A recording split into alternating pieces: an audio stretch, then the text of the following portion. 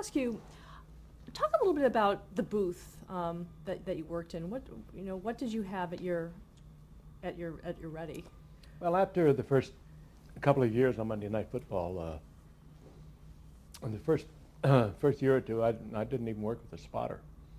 And What is a spotter? a spotter is a spotter who points out. There's a playboard you have in front of you, and this is standard procedure. And the spotter stands on one side of your statistician sitting here, and the spotter, and this is to the play-by-play person. And the color announcers, they have different people that work with them. But for the play-by-play man, and particularly one who's not familiar with the game, and there are a lot of them not, the spotter points out the player who ran with the ball, and then he points out on the other side of the board the player who made the tackle or made the hit, or he might go like that, or whatever he and the play-by-play man have worked out. The statistician will, if it's something significant, like it's the 10th straight pass the quarterback has completed in a row, the statistician may hand a slip of paper to the play-by-play man, 10th straight completion. So if you hear all that wisdom being dispensed from the booth, it's usually coming from the truck who's feeding the statistician or the spotter. And if you see the misidentification, which you have a lot of, but that's usually the fault of the spotter, never the fault of the play-by-play man. But those are kind of that's kind of what happens in the booth. What about the interaction between the three of you? How was that choreographed, or was it all just Well, I think we kind of spontaneous? led the way to what you have now. It's almost like in some games, most of the TV booths for Sunday afternoon television are a two-man booth. There's some three-man, but the three-man, nobody thought it would work. Roon was roundly criticized for putting it together back in what he did in 1970. But television sports were roundly criticized pretty broadly then, anyway, by the print media. And I think in most cases they resented what we did, the popularity we had, the recognizability that we had, and that before you get to the fact that we would make maybe 10 times what they made. And they'd been working at it all their life. It's only natural that they would resent these clowns up there that were doing the job and look for some way to demean them if they could. And it bothered Howard much more than me, because I understood it. And many of them were dear friends of mine. How did you have a lot of flubs during Flubs? broadcasts? Yeah. Oh, I was king of the flubs. What you hope is that I don't think I ever hurt anyone. When you criticize somebody or attack them in front of 20 million people, 50 million people, you better be sure you're right. And you could damage somebody for life. And I've seen it happen, and I've seen it when it's wrong. Let's hold. I was just paying And again, we're concerned about the sirens, the traffic here in New York because of the get-together at the UN on September 18, 2006. We did have a UN then. Now, why did Roon Arledge step back from the show? Do you know? What did he what? Why did he step back from the show when he did? Well, Roon, he never really stepped back from it. He stopped coming to the games, but he never was off the phone. And while he didn't phone us personally, he was talking to the directors and the producers. And then later, of course, towards the last few years, when I wasn't there, well, actually, I guess in about 1994 or 95, he walked away from it, become the head of news, and when he really focused on that. So he did really, actually you're right, he really, he put his, he really cared about news. He cared about making an impact, I think, in general. I think he had done everything he could in sports. He was the greatest gift sports ever had, and not just football. Football was incidental to some of the other things he did, like the coverage of the Olympics, the coverage of international events, and when he talked about the politics involved in it, and he had great reporters like Keith Jackson and Jim McKay, And I like to think occasionally I covered sporting events all over the world for him. Behind the Iron Curtain, I did ski races in Bulgaria when nobody went to Bulgaria. And had a lady KGB laid with me, and not a bad looking one either. She also, I knew she was carrying heat, as I might say. And he had a feel about what he put on the air, that he was trying to accomplish something. He was trying to get to the soul of it, if you will, what it was really about. Not just the score, games that people play, why do they do it, why do they do it as well as they do it, how can they possibly do that, and the motivation, whether it be physical or mental or spiritual, whatever it is. He hungered for that sort of knowledge, and he knew that he liked that. So if you ever watched an event with him, you could understand. He was not critical of the announcers, but and I have watched several of them with him. He was wondered why they didn't. He wanted more information. And I think he also was aware too that too much information could blurry-eyed over it. So it's a thin line you walked, and I think that thin line on one side of for him was who and what are they about, and why are they able to do this, and that's what he wanted to know after he saw an event, and he preached that in his own way to all of his announcers. And then did things change when Dennis Swanson kind of took over that role? Dennis was not a hands-on guy. He was kind of a bullet in a china closet, so to speak. And if it didn't work, throw it out and do something else. And I think like anyone who takes over from somebody like Rooney, that's a difficult thing to do. No matter what you do, they're always going to remember the legend. It's tough to be second. Did the takeover by Cap Cities of ABC, did that change anything for you? Oh, I've heard, that everything became, and I think we're talking about the two leaders, Dan Burke and Murphy.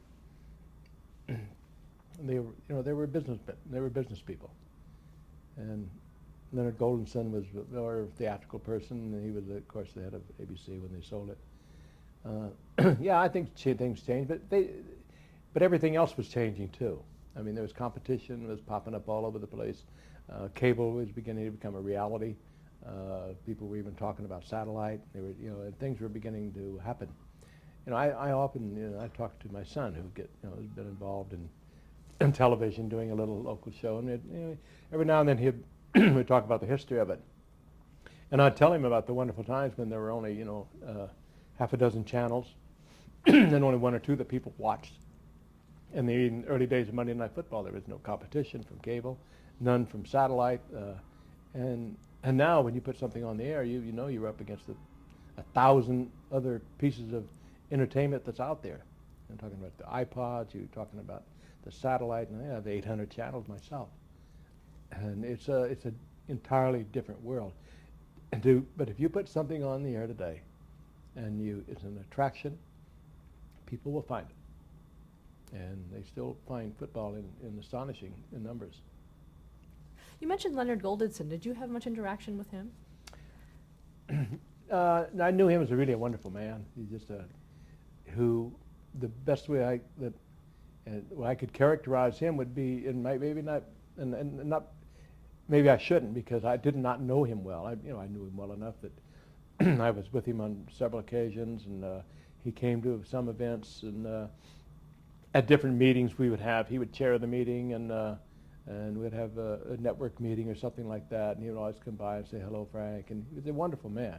And everything I heard about him was what a classy person he was, and that's all I could say. I mean, he obviously did some wonderful things. He had to recognize the brilliance of Roone and let him run with it when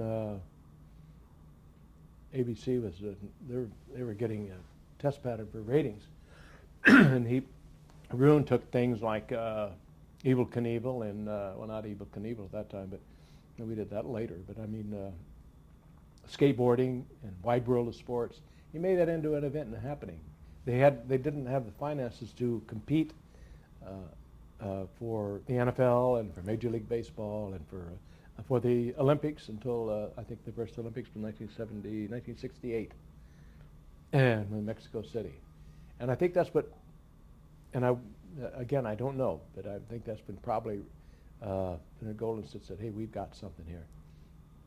And I'm sure Roone believed that, because he believed in the Olympics. He believed in bringing all the countries together and then studying what was happening with the athletes, the social aspect of it, how it was impacting on the world. And that's why when Roone left to go to news, I mean, he left his fingerprints all over news too, because he took the same dynamics with him. Don't just take a shot of the leader of the free world. Let's talk about why he's there. What's he doing?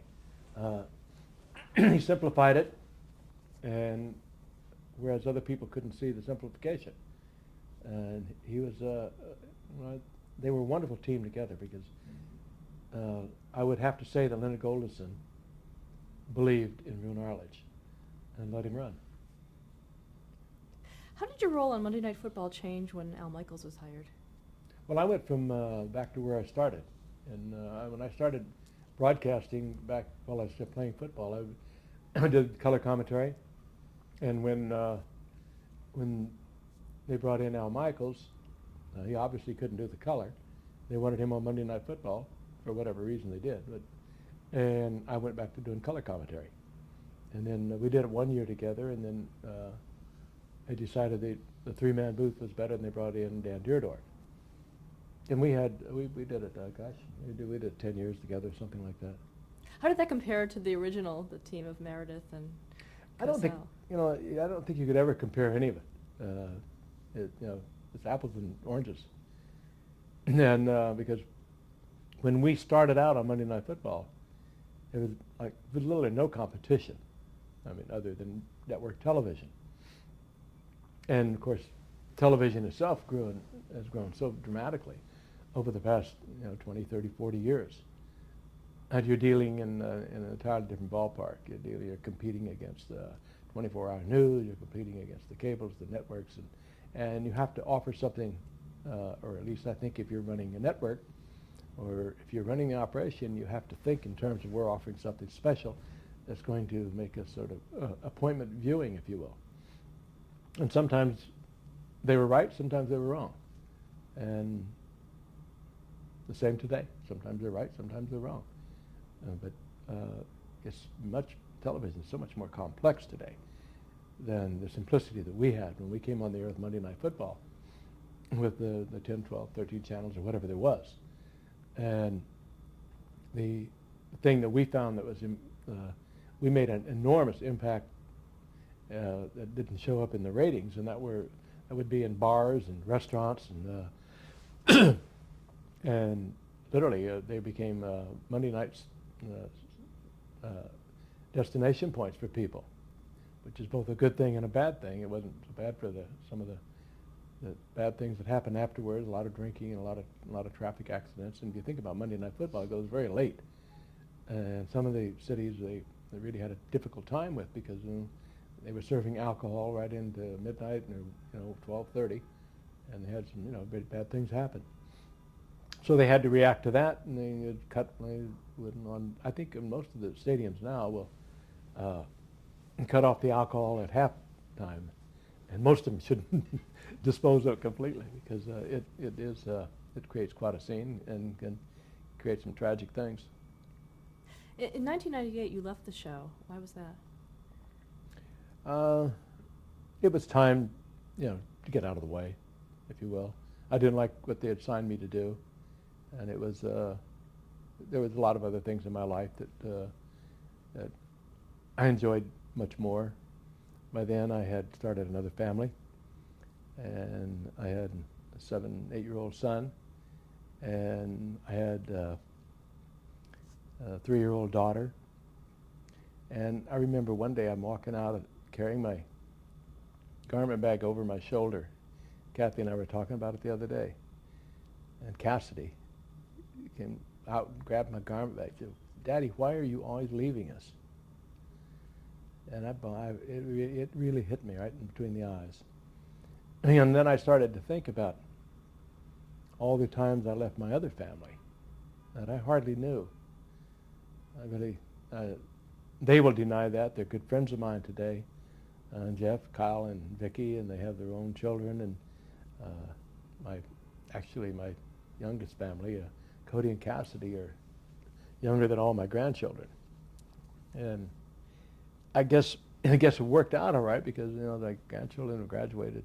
One from Stanford, one from the University of Colorado, two from Georgetown, and so they did all right without me. But I missed it. I missed being a father. I missed all that time when other fathers would be able to go to watch their kids play in a football game, or and I lived on the road. And whether it was Wide World of Sports, it wasn't just Monday Night Football. I did. I was involved in just about everything ABC did, and everything we did was on the road.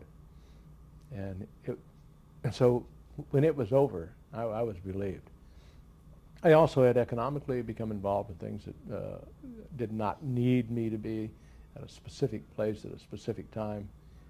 I could do most everything I did in terms of investments and real estate, whatever I've been involved in my own time. And I can make Cody's game, which I'm going to do this afternoon, by the way.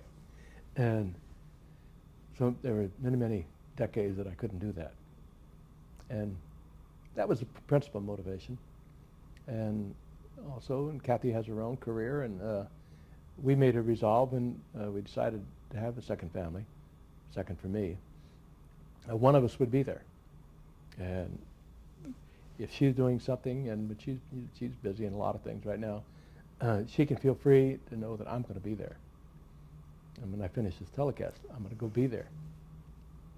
Did you watch the Monday Night Football after you left? I don't know how people ever watch Monday Night Football all the way through in the Eastern time zone. I have a hard time watching a complete football game on television. I love to go. I go to all the Giant home games. Take my son Cody, and I love it. And I just, I don't know maybe I'm just blurry-eyed from television all my life. And like I said, I did something like 700 games, the ones that I could count. And I like to be there. I love being there. Do you have a favorite game that you called? Have a favorite game that we called? Not really. People ask me that all the time, and I wish I did. Sometimes I make it up. There was, one particular game, and I wouldn't even want to go there. It was, no, there really are none. Because I can't remember what year it was. There were a lot of them. I remember some. It's a blur of moments and great happenings. We were there the night Darryl Stingley was paralyzed. We were there when Errol Campbell ran for 200 and some yards against Miami. We were there when I turned around and looked over my shoulder, and President Reagan was standing behind the little separation of our booth. And John Lennon was standing there with him. And President Reagan put his arm around John Lennon. He was explaining American football to John Lennon. And when we were in a commercial, Howard said, "Gifford, you do the president, I'll do the Beatle." We were going to interview them at halftime. Of course, Howard knew who was the most popular. And then, the tragedy of losing both of them. John Lennon was murdered on the night we were on the air in Miami. And we were the ones who broke the news to the world that John Lennon had been shot and was presumed dead. These were some of the things that we had an earthquake in San Francisco. The memorable moments, it is a blur of constant memorable moments. So many things happened over that many years of doing Monday Night Football, which it also became Thursday Night Football and Sunday Night Football. We even tried it on Friday night. And like so many other things, if it works, make it bigger. But that never really has happened. Monday night is still a special night, and I take a lot of pride in having been there when that happened. But with that many of them, a lot of things are going to happen, and a lot of things over the years did happen on Monday night. Some of them very comical, and some of them tragic and sad, and that in retrospect. I want to talk a little bit about Wide World of Sports, particularly the Olympics. Were you there at Munich in 1972? Yes. What I remember, and I'm sure Jim McKay would remember too, we both had, I had my daughter and he had his son.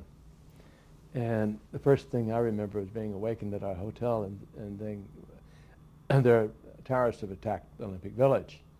And my first immediate thought was, what's a terrorist? That was the first time I ever heard the word, terrorist. I knew it was bad. And then pretty soon the information started coming in about, they had holding the Israeli wrestling team hostage, and we should all come to the studio, and they would, and sirens were everywhere, and we were, and it wasn't Jim, Bill Russell and I were doing basketball. We did that Soviet game, as a matter of fact, it's so controversial, and he said that I woke him up and said, we got to go to the studio. So we went over, but the first thing I wanted to do is make sure that I got my daughter, and Jim would get his daughter, I think his daughter, or it might have been Sean, out of Munich. And we made the arrangements to do that. We made sure they had security, and we all went over to the village. And like everyone else, we sat there and watched that whole terrible thing unfold. The mass terrorists coming out and walking around with their machine guns. They were 200 or 300 yards from they'd walk outside and you could see them. And it was like an unreal happening. And how could this be happening? And then just knew it was going to come to a conclusion, and everything would be all right. We'd go back to wrestling. We'd go back to this. We'd go back to that.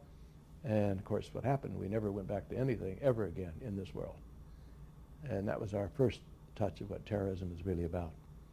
And I remember Jim sitting there when he got word after they had taken the hostages to the airport, loaded the airport, and then the Germans attacked the plane. And I remember I knew right away from just looking at him. And Roon was talking to him from the control booth. He was directing and producing it for the world. He had refused to give it up. He wouldn't give it back to ABC News. They wanted to take it from him. He had the good sense to call in Peter Jennings, who had been living in the Middle East as a correspondent, news correspondent. So he knew something about what this group was all about. And so between Jim McKay and Peter Jennings and Roon Arledge, controlling it from the booth, producing, directing, the world was getting information as to what was happening that they would have never got had it not been for that trio. And I was standing behind Roon when they were producing it, but I knew when I saw in Roon whispering to Jim that it was over, and it was. And he said, Jim looked into the microphone and said, "They're dead. They're all gone. They're gone." And the world has never been the same. How long after that did you then go back on the air? We went back on the air, but it was everything was totally different. And I don't know what would have happened today. It would have been swamped with cable and satellite, but as it was, it was Jim McKay and Roon Arledge who were telling the world what was going on, even when we went back on the air. You were also at Innsbruck for Franz Klemmer's. Mm-hmm. One of the great events ever in the history of alpine skiing. And Bobby Addy and I made that call.